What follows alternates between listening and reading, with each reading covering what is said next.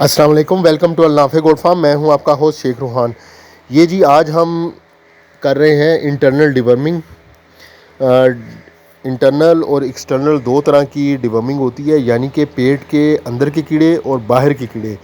दोनों के लिए अलग अलग तरीके की अद्वियात हैं, अलग अलग मामलात हैं। दोनों ही इंतहाई अहम हैं बकरियों के लिए। दोनों तरह की डिवर्मिंग बहुत अहम है। जब तक कि ये दोनों तरीक़ों के साथ डिवर्मिंग ना की जाए, जानवर की ग्रोथ नहीं होती, ना ही उस तरह रिज़ल्ट मिलता है जानवर का। और जानवर अच्छी खुराक खिलाने के बावजूद भी कमज़ोर लागर रहते हैं, ग्रोथ नहीं करते हैं, उस तरीक़ा से सेहत हासिल नहीं करते हैं। तो ये आज हम इंटरनल इनकी डिवर्मिंग कर रहे हैं। अंदर के जो पेट के कीड़े हैं उनको मारने के लिए हम दवाई पिला रहे हैं हमारे जानवरों को, बच्चों को भी, बड़ों को। जो बकरियां हमारी अब हमने क्रॉस करवानी है उनको भी।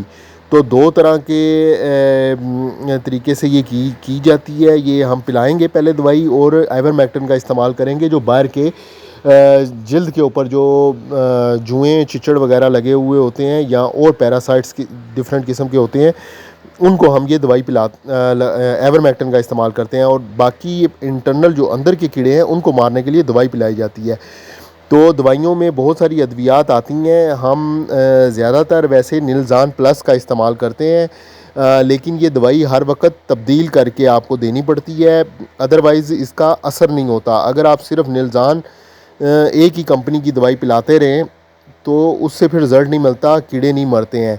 तो इस वजह से हम ये दवाई चेंज करते हैं। और एक दफ़ा आपने ये दवाई आज जैसे पिलाई है, इसके 15 दिन के बाद दोबारा ये एक्सरसाइज की जाती है, दोबारा दवाई पिलाई जाती है, ताकि जो कोई इनके अंडे वगैरह हैं वो भी मज़ीद ख़त्म हो जाएं और उसका रिज़ल्ट अच्छा मिल जाए। तो ये एक्सरसाइज हम कर रहे हैं, तमाम जानवरों को हम पिला रहे हैं। बॉडी वेट के हिसाब से खुराक दी हुई होती है और उस हिसाब से ये जानवरों को पिलाई जाती है। जितना जानवर वज़न है उतनी हम खुराक उसको पिलाते हैं।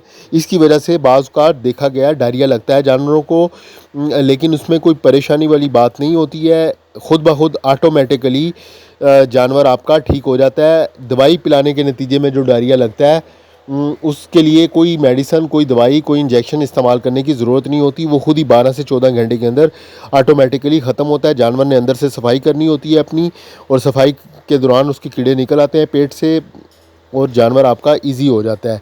तो ये लाजमी है, बहुत ज़रूरी है, ये किया करें ख़ुद या करवाएं डॉक्टर से। इंतहाई अहम ये काम है बकरियों की ग्रोथ के लिए। और ये फ्लशिंग सीज़न के अंदर अभी क्योंकि हमारा स्टार्ट हो चुका है, जब अभी हम बकरियां क्रॉस करवाने जा रहे हैं, तो जिन बकरियों को हमने क्रॉस कराना है उनकी हमने डिवर्मिंग अभी कर लेनी है।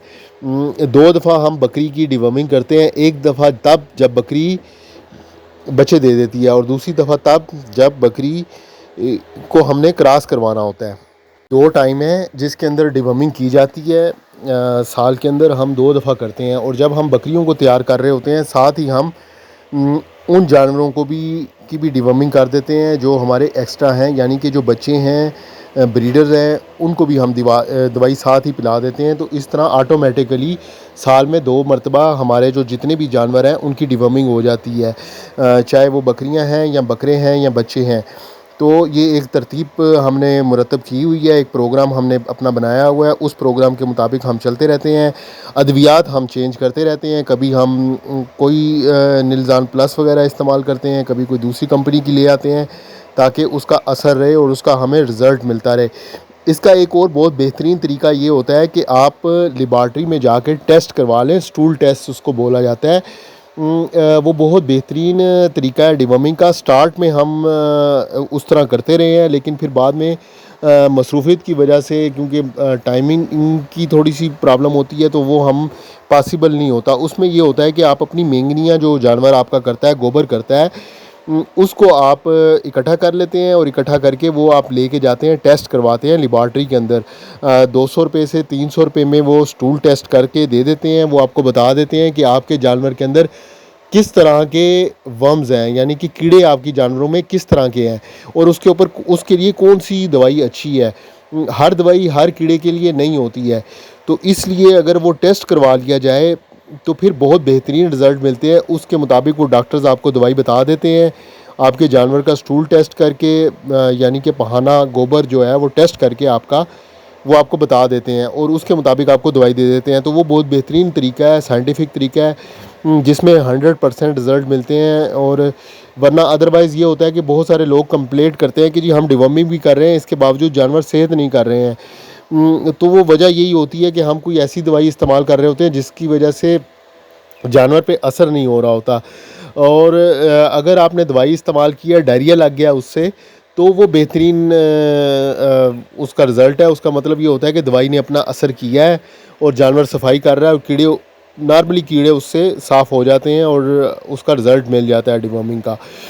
तो ये बहरहाल तरीका है। और एक दफ़ा दवाई आप जब पिलाते हैं तो इसकी बूस्टर डोज़ लाजमी दी जाती है, यानी कि 15 दिन के बाद आप वो रिपीट करते हैं। अगर आपने आइवरमेक्टिन आज लगाया है तो 15 दिन के बाद आपने दोबारा लगाना है। इसी तरह अगर हमने ये दवाई पिला रहे हैं तो यही एक्सरसाइज हम 15 दिन के बाद दोबारा करेंगे। तो ये 2 दफ़ा दवाई पिलाई जाती है। उसके बाद आप अपनी बकरियों को क्रॉस करवा लें और हमल उनका महफूज हो तो आराम से आपको फिर टेंशन नहीं होती है कि जी अब हमने डिवॉर्मिंग करनी है, अब हमारी बकरी क्रॉस है। क्रॉस जानवर की इसी तरह जो हमारे हामला बकरियां हैं वो जब तक डिलीवर नहीं करेंगी तब तक हम उनको उनकी डिवॉर्मिंग नहीं करनी है। जैसे ही वो डिलीवर करेंगी हम उनकी डिवॉर्मिंग कर देंगे। उसके बाद 2-2.5 महीने तकरीबन जानवर हम दूध लेते रहते हैं। फिर हमारा प्रोटोकॉल के मुताबिक हमने उनको क्रॉस करवाना होता है। उस वक्त एक दफ़ा हम क्रॉसिंग में ले जाने से पहले दोबारा उनकी डिवॉर्मिंग कर देते हैं। ये फ्लशिंग इसको बोला जाता है, ये हम फिर करते हैं।